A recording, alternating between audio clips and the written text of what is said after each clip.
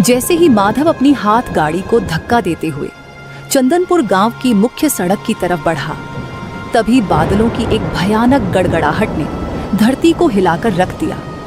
माधव ने ठिठक कर ऊपर की ओर देखा और एक लंबी ठंडी सांस भरी। उसने बुदबुदाते हुए कहा, ऐसा लगता है कि इस बार हमारे चंदनपुर में प्रलय आकर ही दम लेगी। ये बादल इस कदर गरज रहे हैं कि अच्छों का कलेजा कांप जाए। इस बेमौसम बरसात से हम जैसे रेहड़ी पटरी वालों का तो धंधा मंदा होता ही है, साथ ही उन बेजुबान मवेशियों और किसानों की फसलों का भी भारी नुकसान हो जाता है, जिन्होंने खून पसीना बहाकर खेतों को सींचा है। अगर यही सिलसिला हफ्तों चलता रहा तो बच्चों की स्कूल की फीस और मकान का किराया देना भी मुहाल हो जाएगा। हालांकि गनीमत ये थी कि अभी तक बूंदें गिरनी शुरू नहीं हुई थी, सिर्फ बादलों का तांडव जारी था। माधव ने गांव की पुरानी झील के मुहाने पर, जहां बरसों से वह अपनी दुकान लगाता था, वहां अपनी गाड़ी खड़ी की। उसने फुर्ती से कोयले का चूल्हा सुलगाया, लोहे की भारी कड़ाही में शुद्ध तेल डाला और नए तैयार किए गए समोसों को मैदा, अजवाइन, कटी हुई हरी मिर्च और गुप्त मसालों के गाढ़े आलू मसाले के साथ भरकर खौलते तेल में छोड़ना शुरू कर दिया।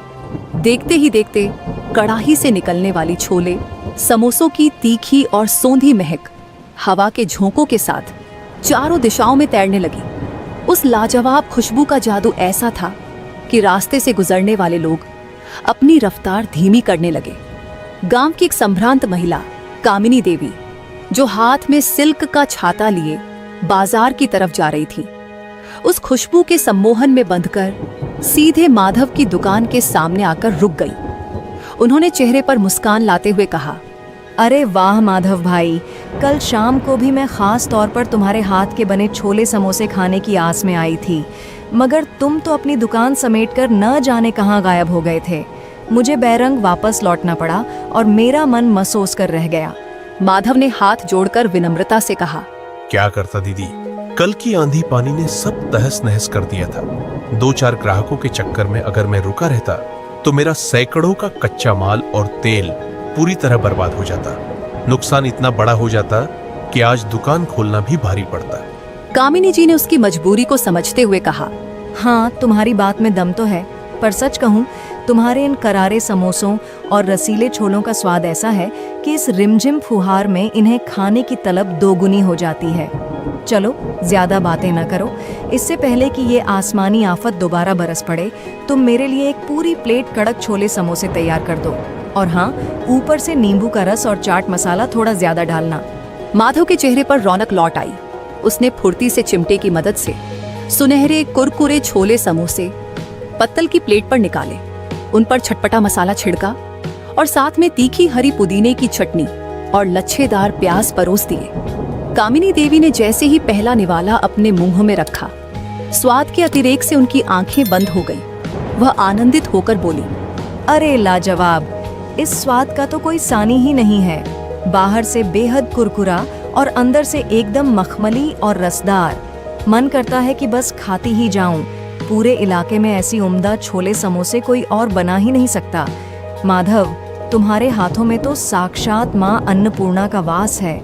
अभी कामिनी जी ने अपनी प्लेट आदि भी खत्म नहीं की थी कि अचानक बादलों का बांध टूट गया और मूसलाधार बारिश शुरू हो गई। उन्होंने फौरन अपना छाता ताना, लेकिन हवा इतनी तेज थी कि पानी की बौछारें उन्हें भिगोने लगी। वह हंसते हुए बोली, लो भाई, लगता है ऊपर वाले को मेरा इस तरह सुकून से खाना रास नहीं आया, वह भी इस स्वाद में हिस्सा बंटाने आ गया। इसके बाद वह अपनी साड़ी को संभालते हुए प्लेट हाथ में लिए तेज कदमों से अपने घर की ओर दौड़ पड़ी। माधव एक बार फिर लाचारी से आसमान की तरफ देखने लगा। उसके मन में गहरी हताशा जाग उठी। उसने ईश्वर से प्रार्थना की, हे विधाता, आखिर हम गरीबों की परीक्षा कब खत्म होगी? इस मौसम में हमारा रोजगार पूरी तरह ठप हो जाता है। तभी कुछ दूरी पर मिठाई और गर्मा गर्म जलेबियां छानने वाला उसका पुराना दोस्त जग्गू अपनी रेहड़ी को तिरपाल से ढकता हुआ वहां आया। जग्गू खुद भी इस मौसम की मार से बेहद त्रस्त लग रहा था। जग्गू ने माधव के पास आकर कहा, माधव भाई, तुमने बिल्कुल 100% सच बात कही है। इस अनिश्चित मौसम में पेट पालना दूभर हो गया है। हर साल यह सावन भादों हमारे धंधे की कमर तोड़ देता है। हमें मिलकर कुछ ऐसा सोचना होगा, वो कोई ऐसी तरकीब निकालनी होगी जिससे हमारी दुकानदारी पर मौसम का कोई असर न पड़े। कोई ऐसी छत जहां ग्राहक भी सुरक्षित रहे और हमारा सामान भी। माधव ने विचार मग्न होकर कहा। सोच तो मैं भी यही रहा हूँ जग्गू, मगर इस खुले बाजार में ऐसी कोई जगह खाली नहीं है जहां हम बिना किराए के बैठ सके। जो पक्की दुकानें हैं उनके मालिक मोटा किराया वसूलते हैं, जो हमारे बस की बात नहीं है। तभी माधव के दिमाग में बिजली की तरह एक विचार कौन था। उसने जग्गू की पीठ थपथपाते हुए कहा, दोस्त, मुझे एक रास्ता सूझा है। क्यों ना हम